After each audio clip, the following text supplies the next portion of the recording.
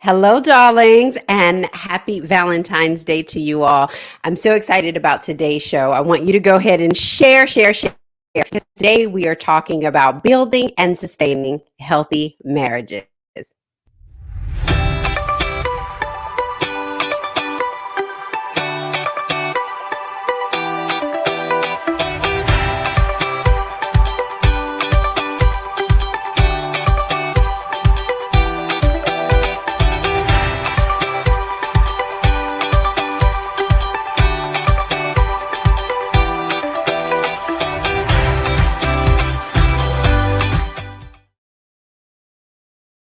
Hello, darlings, and welcome to Wake Up Well. I am your host, Portia Scott. It is Sunday, one of my favorite days of the week. Why? Because I get to spend this time with you all, and I'm super excited. Happy Valentine's Day. Happy Love Day. Listen, even if you don't celebrate Valentine's Day, we can still celebrate the fact that we get a day to talk about love. King Joseph, darling, thank you so much for joining. Hello.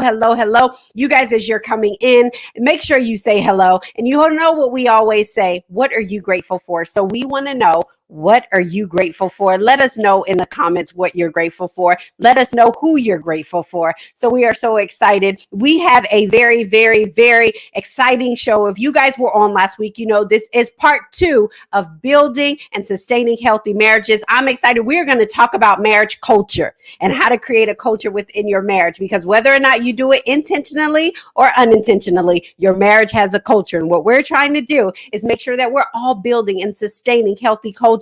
Paula, thank you so much for joining, darling. Raheem, hello, cousin. Thank you so much for joining, darling. King Joseph said, I've been married. I'm here to learn. Oh, I've never been married. I'm here to learn. Come on. That's the best time to hear it anyway, is before you actually get into it. Hey, mommy. Hello, darling. Thank you so much for joining. She says, I'm so grateful for our Lord's love. Yes. Paula said she is grateful for her Valentine's. Rich, darling. Yes, absolutely. Let me tell you, her husband loves her so much. He got a mask made with her face on it. Listen, if your husband, y'all already know what I'm about to say, don't have a mask with your face on it, throw the whole y'all, listen, I got me a little bit of rest and I'm super excited. So listen, you guys know I don't do this show by myself. I am always joined with our resident mental health hygienist, Martinez Sellers. Portia, how are you, darling? I'm good, Marty. How are you, darling? Listen, first of all, you are looking absolutely amazing. I don't know what Pastor is doing, but listen, y'all are living your best lives, and thank you for being a model for us. I am trying, Marty. I am trying. Okay, so there's some people coming and telling us what we're grateful for. I don't want to ignore it. Raheem said, I am great. I am grateful for this show. I'm so excited. Elizabeth so am I, said, Raheem. She said, I'm grateful for my husband, Pastor Rick. Yes, an awesome man of God, and him encouraging my dreams. Yes, Elizabeth. Love it. Tam, so grateful for my honey, TP Ship. Come on, Tam. Love it. Yes. I am grateful for my singleness. Come on. Listen. For some of us, singleness is a good thing. Yes. And that is something to be harnessed. And when you are grateful for that, I'm telling you, you're in the right part. Hi, Marty. Happy Valentine's Day. Happy Valentine's Day, Paula. You know I have nothing but love for. Listen, I want to know how Paula got her husband to wear her face on his face. Now that is that is real Valentine's. I told you that is love. and Marty, this was before Valentine's Day. Right, I think it was like Friday or something. She posted it. I love it. Raymond said he is grateful for R&R, and as always, my Valerie. Yes, they are on vacation. Enjoy it. So Marty, we're going to get to what we're grateful for, and we're going to drive our guest on because we want to get right into this good information. Grateful for my Valentine, Raymond Jones. I'm loving the love that's going on here. So Marty, what are you grateful for? You know, I'm so grateful for loved ones, friends, and family, because they help make and sustain and remind us who we are.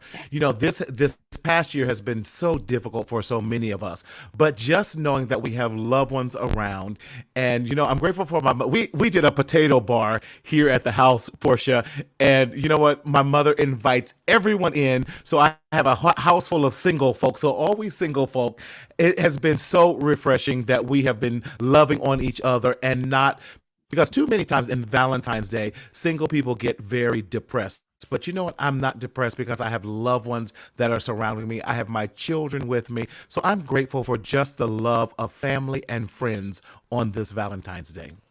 I love it. I love it. You know what? We have such a special person on the team here at Portia Scott Media. And today, I just want to say I am so grateful for our amazing executive producer, showrunner extraordinaire, yes, Daryl Mitchell. He is our Mac in the back. The Mac in the back. I mean, he is just a producer extraordinaire. Yes. And I'm telling you, I am so very grateful for him and all that he does. So I am grateful for him today. Of course, you guys know I am grateful for that tall, dark, handsome chocolate man that I've been married to for 15 years. I am so grateful for him. And how many months did you guys date?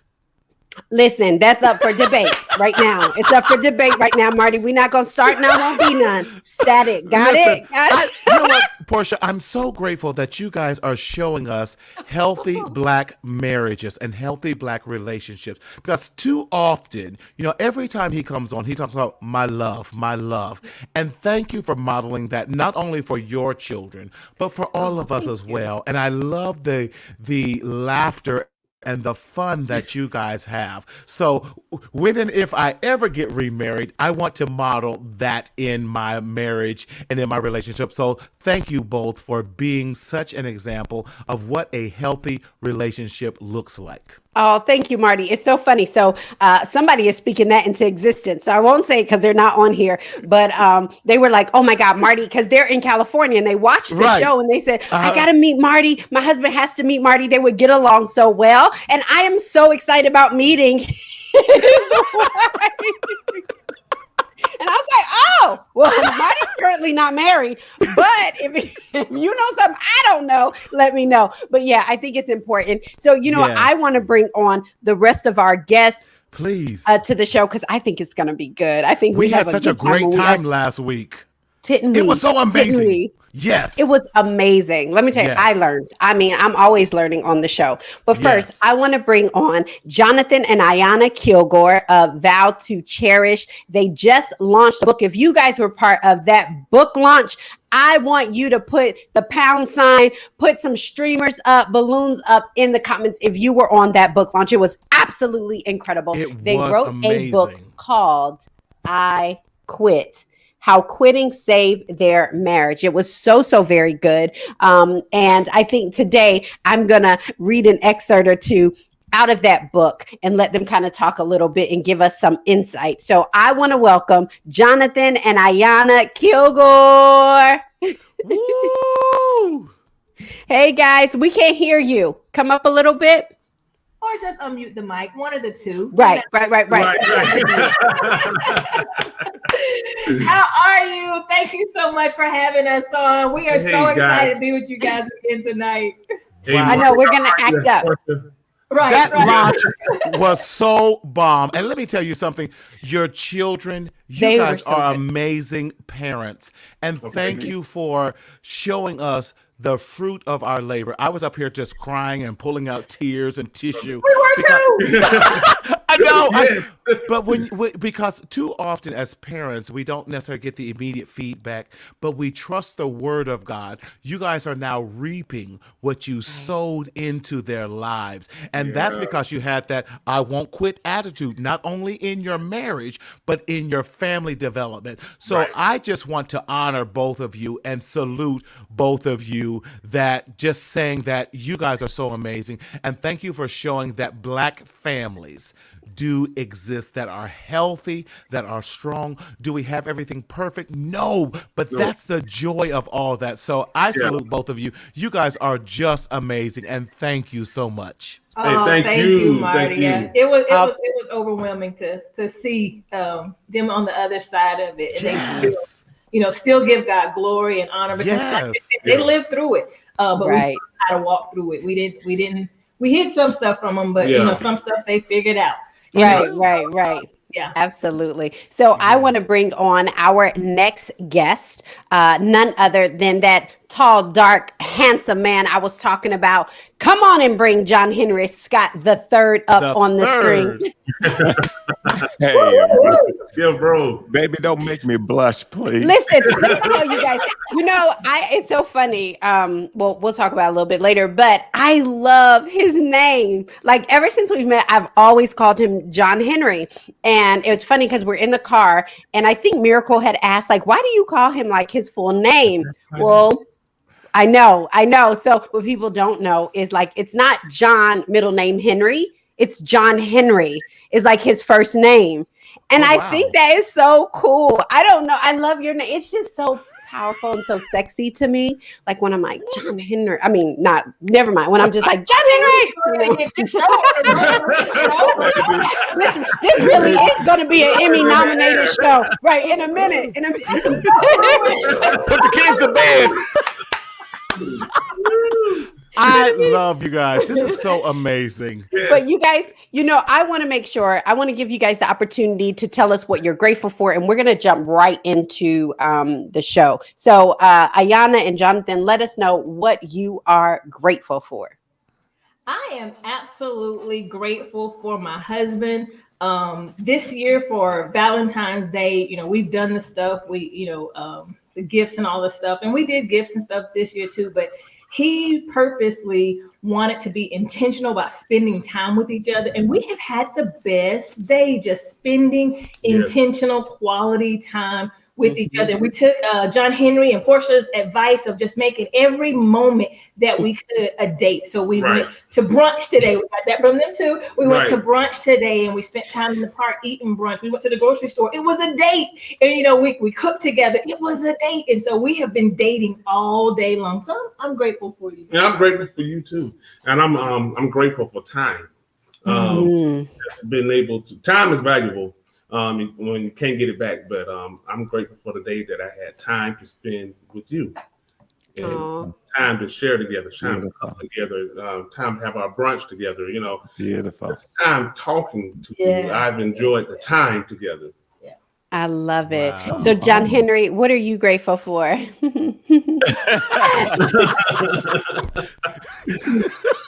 Well, you know who I'm grateful for, baby. I'm grateful for you. I know I say it all the time, and I mean it. I'm always looking for new ways to demonstrate how much I love you, and that love is actually driven by a deep, deep, deep appreciation for you. And so I just appreciate the human that you are. I have coined today that you are the best beat of my heart.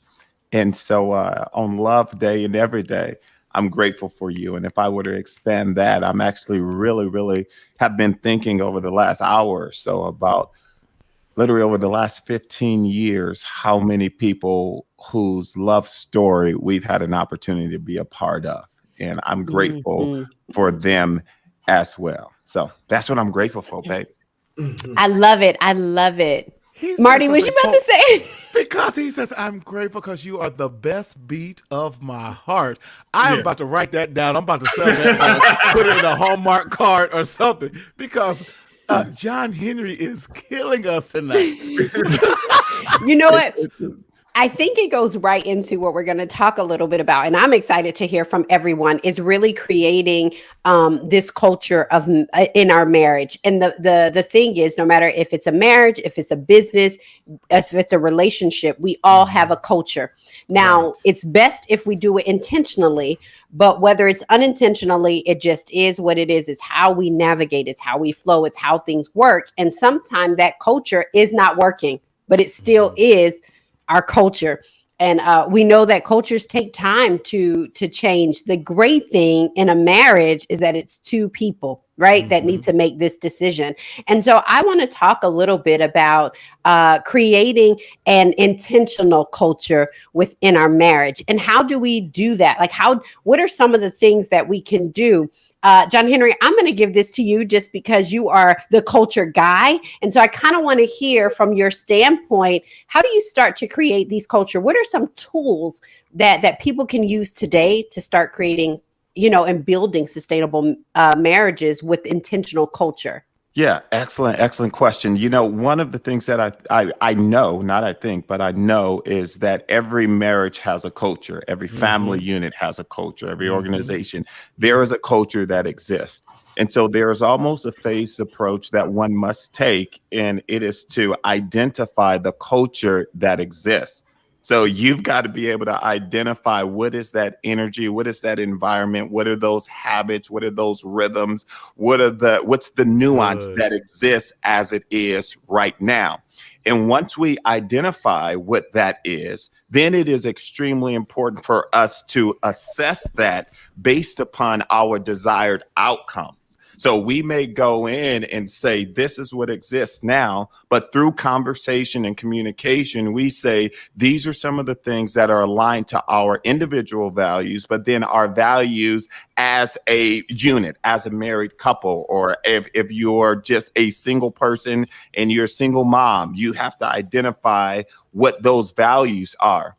And when you identify what exists right now and what the desired state is, that's when you've got to do the work. Either I'm going to sustain and accelerate what's working now. So let's say your love language is gifts, and my love language is quality time. And if we're doing okay there right now, how do we accelerate that? How do we make sure that we've got intentional investments so that we can sustain that? But on the flip side, if we identify what is, and then identify the desired state, and we realize that we've got to do some cultural shifts and some adjustments, then now we're the moment and we're the space that we're going to put in place to experience the appropriate pivot and be intentional at them. And so it's really twofold. It's identifying and assessing where we are right now, and then determining whether we want to accelerate or if there's a need to shift. And then we build intentionality around both of them. Because if you don't manage your culture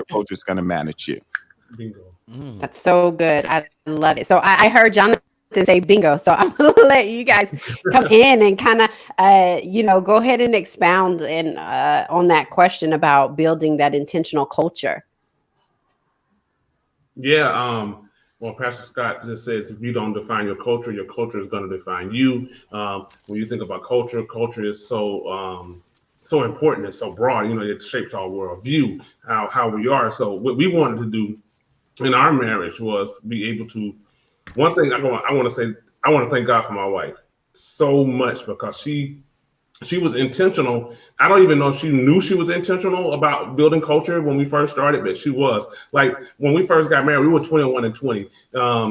Just started really living on our own. Wow. First time I ever moved out, Wow. right?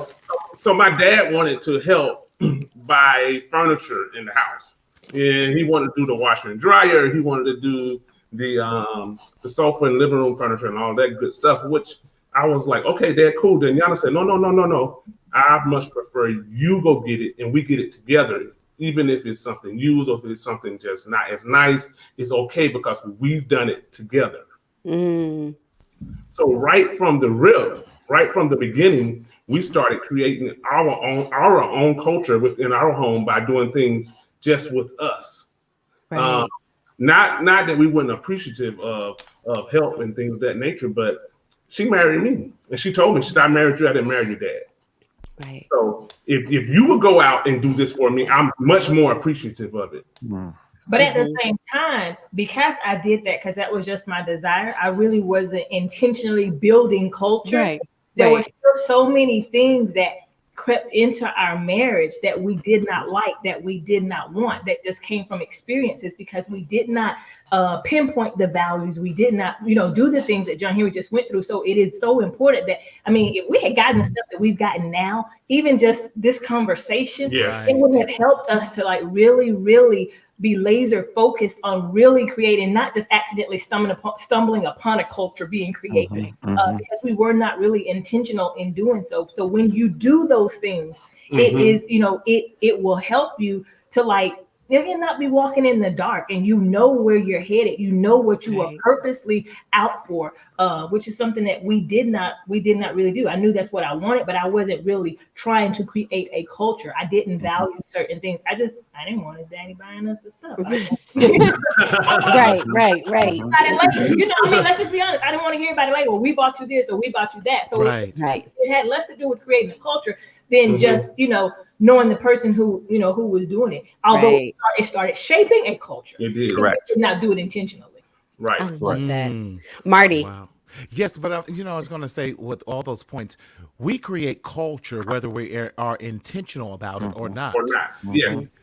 And so why not be intentional about the culture, the mindset, the atmosphere that you want to create? I make it a point that whenever you come into my house, that it is always relaxing and freeing, and that I don't carry a lot of stress here. I'm like, nope, we don't do argumentation. We don't, no stress. This is a stress-free zone. I'm very intentional about that. Right. And I agree with what has been said, that we create culture, again, like what Pastor was saying, whether we intend to create it or whether we don't intend to create it. Culture is being created one way or the other. So since culture is being created, let's create the culture that we desire. Let's create the culture that we want to create. And we start by setting the boundaries and putting in the parameters now. What I had to learn was that accountability is our protection. And when I'm now accountable for the culture I'm creating, I'm protecting the loved ones that live in my household, because you just cannot do a battle ram up in here, baby. You got to because my culture that I'm intentionally creating is one of stress-free zone, one of love, one of peace, one that we assist and help each other. We build each other up and not pull each other down. So this is so amazing. Right. Absolutely. And I think about couples who are saying, we have stuff that's going on. And I think, there were some things foundationally that John Henry and I talked about at length about what we wanted to see, what we wanted to feel. We're the same way. When you come in here, we want you to be able to just be at peace. We have a friend, she come in here, Lord, don't let it be the summer and our garage door is open. We don't even know till she got in here. In the pantry. In the pantry getting her pretzels.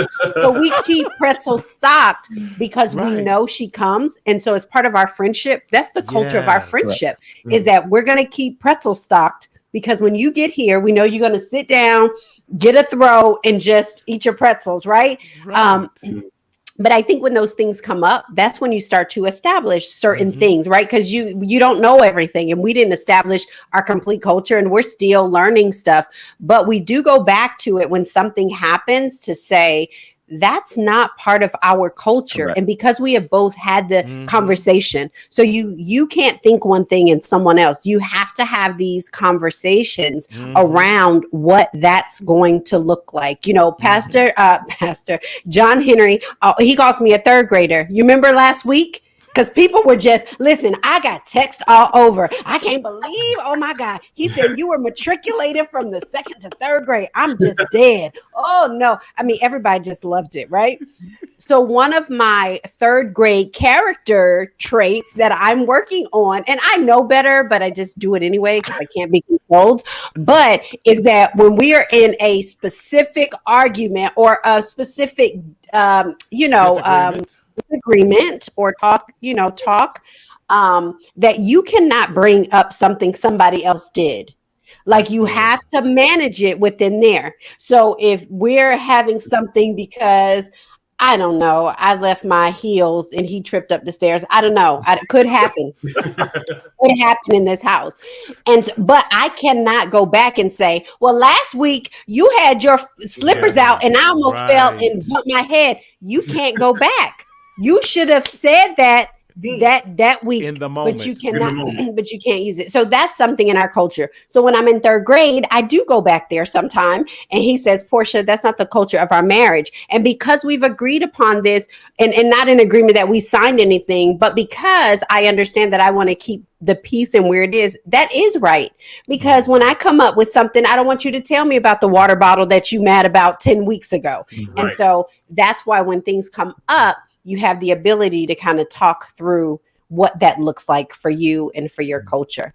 So John Henry, one of the things we do at the beginning of the year is kind of sit down and talk about, how we did during the year. And I'm bringing this up because I think this is really good for couples to look at now as they're saying, well, we don't really have a culture. Somewhere to start is let's talk a little bit about, John Henry, about how do they start that? Absolutely. Yeah. Thank you, Christy. You do totally 100% have a culture. That is just the reality. Right. The results that you experience in your marriage and your relationships is often the result of the culture that exists. The culture is going to produce the results. And so often what happens if we want to see different results, what we tend to do is I'll use the analogy that my wife just used. We tend to focus on trying to make sure we don't put our shoes on the stairs anymore, or we focus on things on specific transition points, right? So we won't necessarily call them arguments. Let's call them growth opportunities or transition points that we have to navigate appropriately. Sometimes we kneel deep down in that looking for a different result, but we ignore the culture. The story is told of a restaurant that had extremely really good food. The food was so good that there was also always a line wrapped around the building.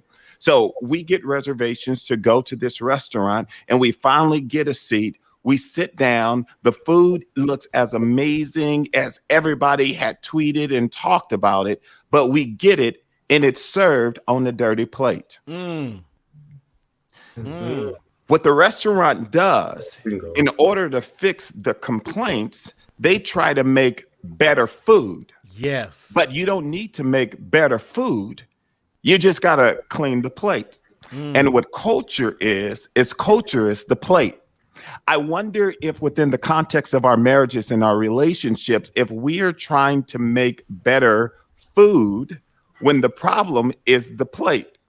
I wonder if, and hear me out, if we're trying to solve problems around money, sex, and communication, when those are just symptoms, but ultimately what we really have is a culture problem. Yes. And so I wonder that if we were able to kind of invest in this whole idea of looking at the culture of our marriage, will we be able to see better results? So here's the thing. One of the things that my wife and I do is at the end of every year, we kind of give ourselves a progress report.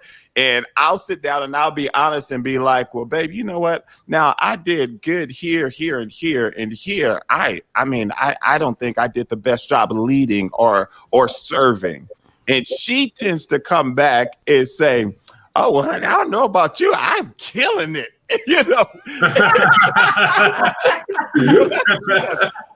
But the reason why I say that and how it connects with culture is that we have this honest assessment around the output of our marriage. And the output is always aligned with what defines us, what makes Scots, what causes our harmony and our union to be strong and solid and effective. That's the key.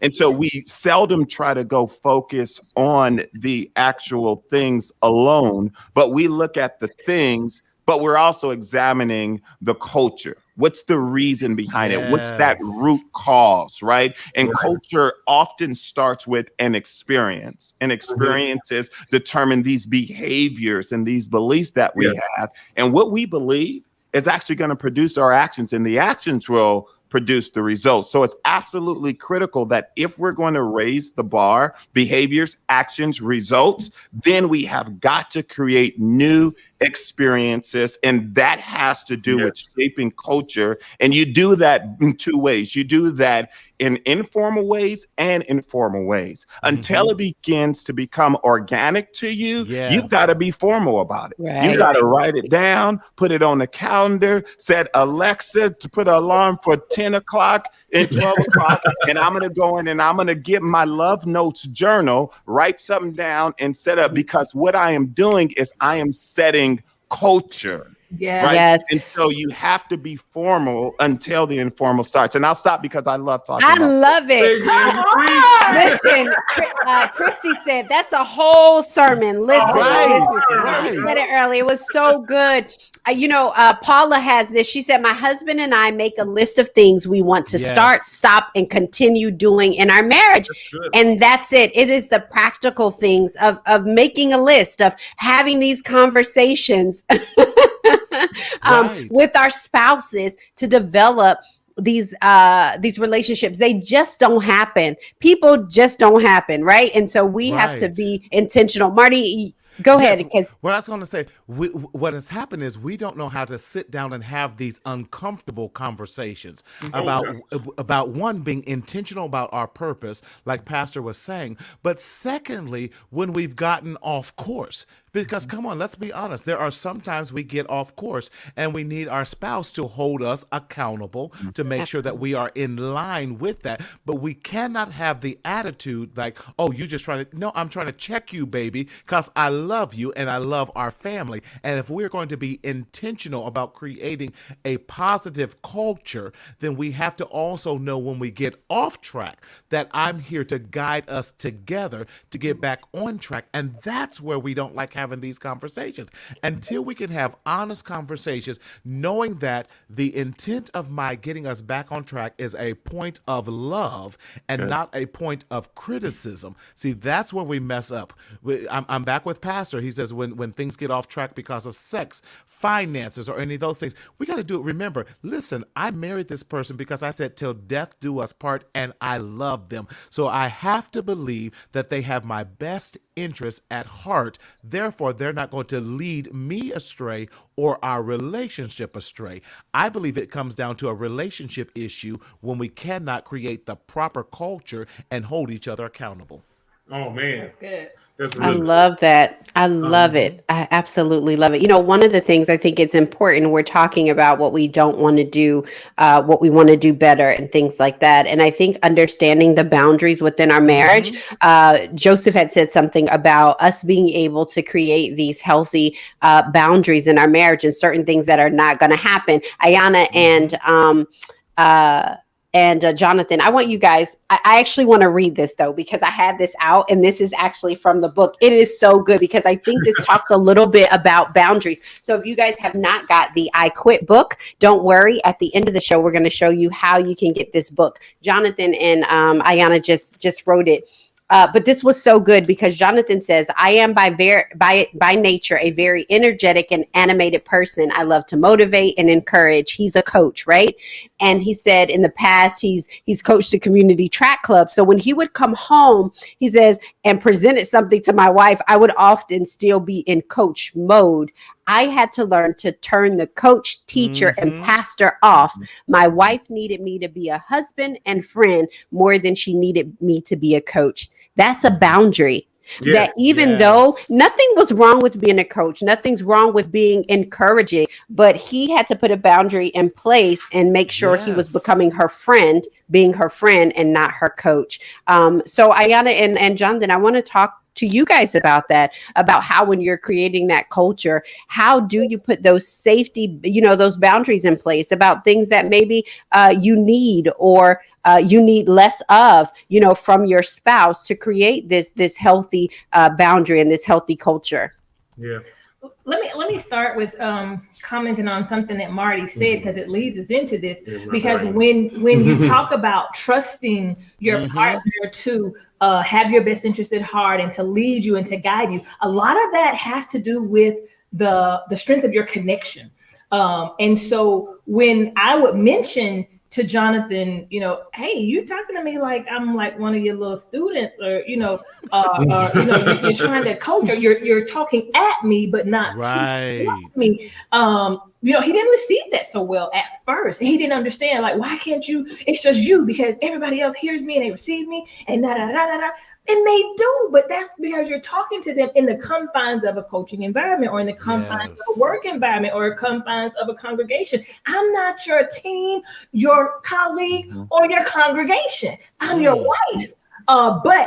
Because he was taking it more personal, because he took it as a character attack and not just creating the culture, we had to strengthen our connection, and he had to learn to trust even my request, that I was really doing it for the culture of our marriage, not so much as an assassination of his character or who he was. So that was very, very key to us in actually being able to get to that part where he could say, you know what, I cannot be her coach. I have to handle her a little bit different.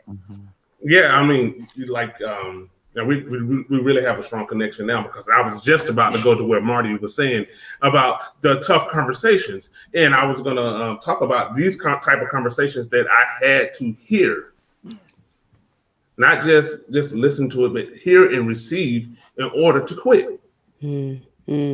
No, now when we wrote I quit is not just a catchy thing that we're just saying, or just a play on words. No, we really had to quit, and it's difficult to quit those things. It was very difficult for me to come home and have those conversations with Ayanna, and it felt like I was being attacked. Right. That's so good. And so the response was defensive. So for us to be able to receive that and move on, that made all the difference in the world. And that took a lot of, I would say, prayer. Took a lot of prayer, took a lot of counsel from people outside of her. I had to talk about that in order to receive that, because when you are excelling everywhere else but home, and then you don't know why home is not working, that is very, very, very difficult to get. So pride had come up into me a little bit. So I'm thinking I'm doing good there. I'm doing good at home. No. I had to hear that from Ayanna. Not only did I had to hear that from my wife, but I had to hear that from my children. That's right. Oh, yeah. Yeah. Johnathan, I appreciate you being honest, because I think it is hard, right? It's hard when you hear it from the person you love. But Marty, I know you talk a little bit about helping through these issues. So I'm going to let you go ahead and kind of talk about, you give your, what is it, babe? Acrostics? No, the other alliterations, your alliterations. I love alliterations. He does them both. Yes. I think that what we're hearing today is great relationships and great marriages are made, and they're made over time. They're not just born. You just like, hey, I'm in this relationship with this a wonderful person. It has to be made. So I call this the temperature gauge for couples. And what if you do this for 10 minutes a day, it's going to help out your marriage and your relationship tremendously. The first thing that we do, what I call, is appreciation. I want to appreciate you. So I would say, Portia, I appreciate that you give us this opportunity to share about how to build healthy marriages. And then by the same token, you then share one thing that you appreciate, because we want to start off on a positive note. See, too often we want to go right for the jugular and don't show that we appreciate you more. So we have to show, first thing we do is appreciation. So sharing one thing that you appreciate about your spouse on a daily basis. The second thing is what I call new information. Too often we don't know some things, whether we think about it or not. Some new information might be this. Oh, Portia, by the way, I'm running a little late today because I had to create some things at home with my family. New information. So now your spouse is not in the dark about what's going on, because we know our minds will go crazy and just start thinking of things. Yeah. And we start bringing up the past, like Portia and John Henry was saying, you can't bring up the past. So if I'm giving you new information, volunteer the new information. By the way, I got to work late tonight, just so you know, so we don't assume anything. The third thing is this. This is what I call questions, where I go, Portia, when I was talking about having to work late, you gave me a little funny look. Is everything all right? That's that time we now get to talk about those uncomfortable situations that you don't know how to address it, but we need to face it head on. So that's a great time to do that too. The fourth thing is what I call request for change. Now, let me make this clear. This is not a demand to change. This is a request for change. Request would be this. Portia, what I would love for you to happen is this. And John Henry, I'm just using your wife as an example. She is not my wife. She can handle it. She can handle it. So say, Portia, what I would love for you to do is in the future, if you can let me know when I talk too much, just let me know that and just kind of tell me behind the scenes and not in front of other people. So this is a request for change. And then the final thing that we like to do is what I call wishes or desires, so that I can say, you know what, Portia, what I would love to do is could we meet every Tuesday at 12 o'clock noon just to kind of discuss some things with that. So you book in at the beginning and the end with positivity, because we got to deal with some of the tough things in the middle.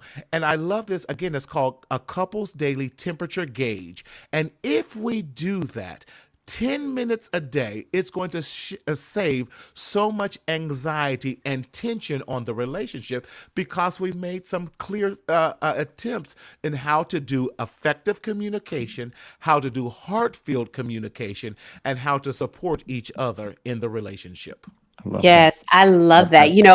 People are just so engaging, and so I don't want to miss out on that. But Thomas, Marty, to you, says he liked the roses on the show, on your shirt, right? I know Raheem said, "Talk, sir." I think he was talking to Johnathan, I believe. Christy said, "Don't miss it. Couldn't put it down and read in one day." Ayanna and Johnathan, I think that response is about your book. So you guys, we're super excited. Thank you so much for staying engaged and being engaged, and make sure you share. Tiffany, hello, darling. Oh my God, I love your haircut. Listen, it is all you. She says she is taking notes. Wonderful. Those were so good. And I appreciate you guys being so honest. When John and I first got married, we read this book called Love and Respect by Dr. Emerson Eggerichs. And it was so very good and so vital. And it was funny because he talked about love and respect, right? Women needing love, men needing respect.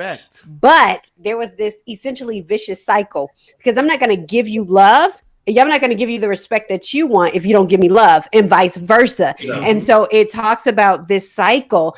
And I think when we were talking about the boundaries, Johnathan, you really hit on that, about the fact that like pride got in the way. You were like, I'm out here killing it, in every area, but this area, right? And why am I not killing it? And so, John Henry, I kind of want you to speak a little bit to how do we learn how to make those deposits into our partners that they need, right? Knowing that women need love, but there's also other things, for me, safety was a very big issue. Security, right? And in a couple of areas, and finances was one of them for me. For me, that ain't for everybody, but for me, that was a big thing. And so, John, talk a little bit about just how do we learn how to make those deposits when sometimes we don't even know, right? And we don't want to make those deposits until somebody has deposited into our account.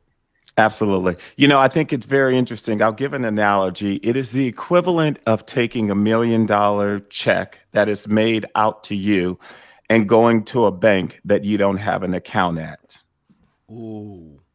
You've got what you need, and you have what the person needs. However, you're making the deposit in the wrong account. And I think often what happens is I will give the benefit of the doubt to any couple or anyone in a relationship, is that you ultimately, at the core, if you're in some type of a relationship with them, you have their best interests in mind. And so I say that because you want to make deposits. You want to make those deposits that send a very clear message that I love you, and also send a very clear message that I respect you. However, in my experience, having been married 15 years and as a servant of humanity, having had the incredible opportunity to serve couples and people for many, many years, I've discovered that those deposits either are the wrong deposits or they're being made into the incorrect account. And so what helps that is creating this regiment of feedback. We must marry feedback. Feedback is absolutely critical. I talk about the Wonder Twins, feedback and recognition, but as we start building culture within the context of our marriage and our relationship, feedback is absolutely critical. And feedback is broken up into 3 different sections, right? The first one is feedback must be focused. Meaning that if I need a certain thing to happen to make me feel respected, then I've got to make that deposit in that specific area, right? I cannot go into an account where I don't have a bank where I don't have an account at. And so being able to have focused feedback. So let's say that focused feedback is instead of you did a good job today. The follow-on question is a good job at what? Was it cooking? Was it the doing my makeup? Was it opening up the car door? Right. So we've got to have focused feedback. So we've got to direct it in the way in which it matters. That's the first thing. The second thing as it relates to feedback is that we've got to understand that feedback is not always just negative, right? But you do have appreciative feedback. And so this is connected to what it is. One of the things that Marty was saying is that I'm going to give you feedback and I'm going to give you focused feedback that is appreciative. When I do that, I'm intentional at making an investment and a deposit in the right way that it can be received. And then if I'm going to give focused, appreciative feedback, it is critical that I also understand that I set the stage for constructive feedback. Not negative, but constructive feedback. And our wording certainly matters because the goal constructive like construction. The goal is to build. And when it comes to culture, we are building culture perpetually. And so I would offer focused feedback, both appreciative and also constructive in the appropriate way. Right. I love that. That is so good. Go ahead, Ayanna and Johnathan, talk a little bit about that. You know, just how can we learn to make those deposits where our partners need them? And sometimes we're not getting what we need, but being able to make those deposits. Yeah. Oh, I want to say that, man, everything that's been shared tonight is like so on point. But as Pastor Scott was talking, and I don't know who this may be for, who's listening, but I just felt compelled by the Holy Spirit to share this, that like all the information that we're getting is amazing. And if we use it and apply it, we will see transformation happen within our cultures, within our marriage, within our relationships. But oftentimes we come to church or we come to talks like this and we hear information and then we try to go back and implement that and it doesn't work. Well, the reason it's not working because there needs to be a reset, a detox, a renewal. Something has to happen before all of that happens. Now, I like to work out and I like to train and everything, but any good trainer would tell you when you start on a new nutrition diet is that you need to detox your body from the old stuff for this new stuff to work. I want to tell somebody out there tonight that everything that's been shared here today will work for you, for your marriage. But before you do that, there has to be some forgiving that takes place. The past, I mean, everything that Ayanna and I were able to do with I Quit, we had to live it out, walk it out. And God had to deliver us from hate and bitterness and mistrust, unforgiveness and not trusting each other. These things have to be, you have to have that detox. Then when you start to implement these things, I'm telling you, you're going to see a change in your life. And then when you start to implement it, you just have to be intentional. And it may not be organic at first. So do like Pastor Scott said, set the alarm to say get the appreciative, set an alert. We got all these devices. Let's use them for some good. Put a sticky note up so when you walk past it, you remember, say something nice. Yes. That's so good. I have to do it. My affirmation is his number one love language. I don't need it. So at first I was like, you can tell yourself that, but no, he needed it. So I had to set it on my phone. Text Johnathan, I love you. Text Johnathan, a kiss emoji. I did it. Now he actually crosses my mind because I'm not so busy in my day. That's right. And I do it when I think about it, when it crosses my mind, not put it off later because then I will forget. But I don't have to set alarms anymore. But I had to be intentional and get that help at first until it became organic. Right. So once you reset, do the intentional things that will make it organic. Yeah, I love it. So Johnathan, you said reset, detox. What was the third one? Did I miss it? I believe I said renew. Renew. Yeah, I love that. Start over, renew. Yeah, we have to do that. And I think it's so important. You know, Ayanna talked about being intentional, right? Because it is almost as if my native language is English, right? So I don't have to think about that.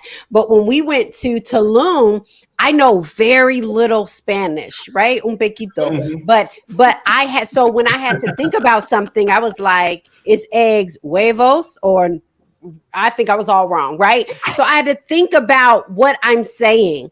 I had to think about how to pronounce it because it's not my natural language. And so oftentimes our love languages and our spouse's love languages, they're often different. So for me, you know, mine is gifts. I mean, grateful. I'm blessed because he loves, that's how he speaks in gifts. So I'm like, hey, his love language though is physical touch. That is like 10 on my list. And I know there's only 5. So you know how deep down it is. So being able to speak that language, I don't speak it as fluent, right? It's almost like I'm in Tulum. I'm in Mexico. I don't know how to speak the language. So like you said, I have to be intentional. I have to make those things in my mind, like, Portia, you need to make sure you do this, or go kiss, or go do these things, because it's not natural to me. And like you said, it becomes natural, but there are some times where I'm super busy, I'm laser focused, and he doesn't get what he needs. And so I got to come back and say, you know what? I know I shouldn't have ran away that way. I should have gave you the time that you needed. I wanted to ask this question because I think it's important. You know, John and I believe that it is very hard to put the fire out or learn how to work the fire extinguisher when the house is on fire. Yeah. And so in order to do that, you need help. Yeah. And so Marty and Ayanna, because I know Marty, you're a mental health professional, you deal with family and marriage. And Ayanna, you guys are coaches. And I kind of want to know, when do I go see who? Right. I think it's important that we know, when do I go see who? How do they help us? And is it an integrated approach? So can we talk a little bit about that, Marty? I'll let you kind of go. And then Ayanna and Johnathan, I'll let you go. I think that's good to know. Yeah. I definitely agree that it's definitely an integrative approach in that, and finding out, because I wish I could say, that every therapist was a great therapist. Right. Just like you go find the right physician for you, I think it's necessary that you find the right therapist for you as well, that has your values, that has your beliefs. Now, when I say find the right therapist, not the one that's going to agree with everything that you say, because you don't want that therapist, but you want the one that's going to be real with you, that's going to be raw with you, and that's going to hold you, again, accountable in that. Now, Jonathan, you were saying some things in here. The good Baptist preacher in me wanted to reset that detox, because that detox is so important. Yeah. I saw detox as rejecting the negative or the bad things out of your life. So if I could just, thinking. Get that stinking thinking out. So as we reset, we reject and renew. Come on. In that, we want to do this. And I want to say this. I believe, and I said it last week, we got to do that 5-to-1 ratio. For every negative experience that you have with your spouse, you got to replace it with 5 positive experiences. Or every time you think they said something negative to you, you got to put in 5 times that 5-to-1. So, especially when, like Portia said, if physical touch might be low on your totem pole, a 10, help us, Jesus, then she needs to make the effort 5 times as much until it becomes natural to her to make sure she's filling up her husband's, her spouse's love tank. And we have a responsibility to help fill and sustain their love tank. But when I say that, but definitely there are so many therapists who qualify as coaches as well. And then those who've gotten their license taken away from them. That's a whole nother thing.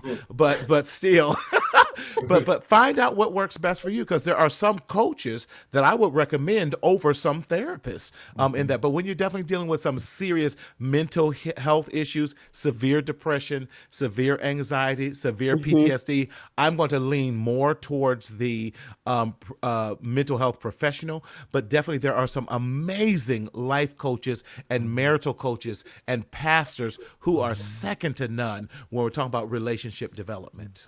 I love that. So Ayanna and Johnathan, let us know a little bit about what you guys do as marriage coaches. And I hope I'm saying it right. But let us know a little bit about what you do. What we do as marriage and relationship coaches is we help you to see the now, kind of evaluate where you are now, and help you to in direction for the future. As with a mental health professional like Marty, and there's sometimes that people will come to us and we will let them know, hey, you need a little bit deeper. And so we'll send them, and we will refer them to a mental health professional. Like Marty says, if there is a diagnosis on the brink, even though I have a psychology background, I am not licensed or certified for that. So I can't give a diagnosis. I can't properly give an assessment. So I will send them to a mental health professional or a therapist of sorts, because they have some digging and some unpacking that we do. We don't do a lot of unpacking. We see where you are now. Evaluate where you are now, and we will go further. Now, we may have to go back and visit some stuff in the past as coaches, but we don't do a lot of dwelling there to help you to, kind of deal with that. We help you to project and give you that guidance towards the future. Like he said, we are coaches, so we help you to hold your hand as you are moving forward in just relationships. So we have people who are not couples or who are not married, but they need help in dealing with relationships in general. So those who just don't know how to get along with people. And that's a real thing, whether it's romantically, whether it's, within work relationships or just family or just, platonic, just dealing with relationships in general. But then with marriages, we do help them to evaluate where they are now and what do we need to get to our next step in the future. So that's how we coach them. Excellent. I love that. Excellent. I love just that integrative approach. I love that. John Henry, we are heading out for the day. I want you to tell us what's one thing that we can do right now to get that car started as we start to intentionally seek to build, healthy, sustainable cultures within our marriage. Wow. Girl, why you ask me that? It's hard for me to just say one thing about this topic. You got one thing. You got one thing specifically. I know. I will say, I'll tell you the one thing, and then I'll tell you how to get there. Right. So I think that may add some value. Is that if you're looking at the results exist because of the culture, and so we have to make a decision whether or not there needs to be a shift. Often what I've discovered is you talked about firefighting. You mentioned that earlier, is that within the context of most relationships is we spend a lot of time or we have this culture of firefighting as opposed to fire prevention. And so that's the shift that has to take place. We've got to make sure that we're making those intentional investments so that we can prevent the fires so that we don't have to fight them. And if we're going to do that, then we've got to get to the root of the culture that we want. And the root of that is really love, since it's Love Day, right? That we recognize it's Love Day.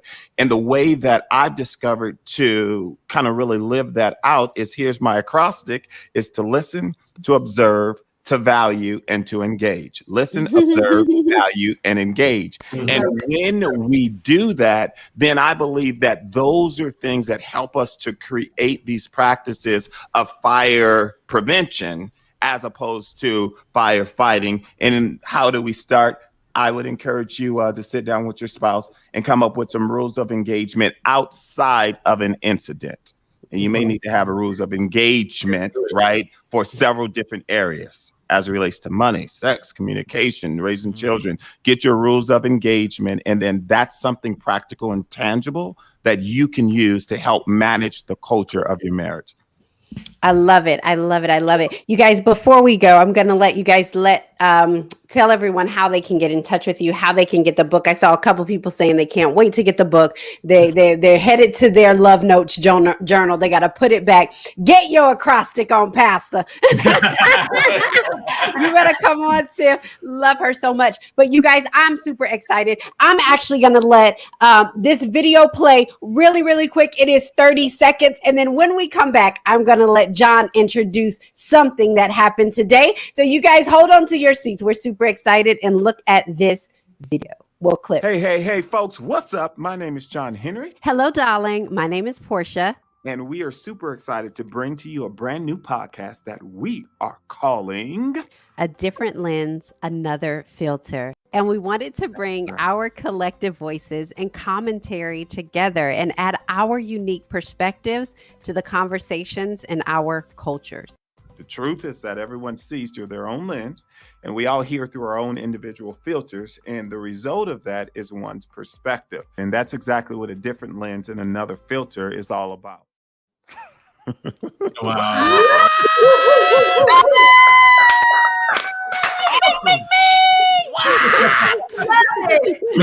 Yeah.